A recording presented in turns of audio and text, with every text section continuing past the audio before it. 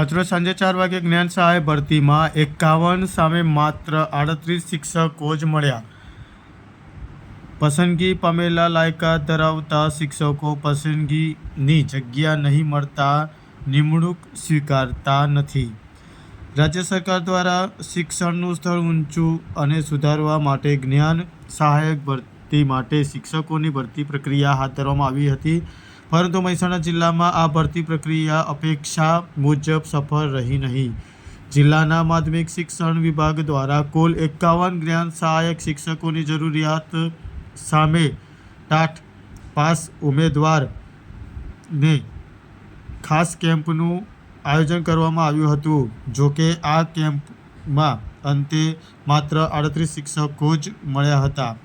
શિક્ષકોએ પોતાની પસંદગી જગ્યા ન મળતા કારણે નિમણૂક સ્વીકારતા નથી.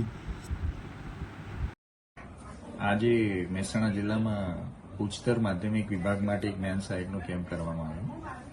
એમાં કુલ ખાલી જગ્યાઓ 51 હતી અને તમામ વિષયનાથી આપણને 152 ઉમેદવારો ફાળવેલા હતા.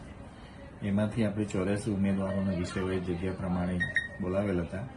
એમાંથી 64 ઉમેદવાર હાજર રહ્યા હતા અને 20 ઉમેદવારો ગેરહાજર રહ્યા હતા.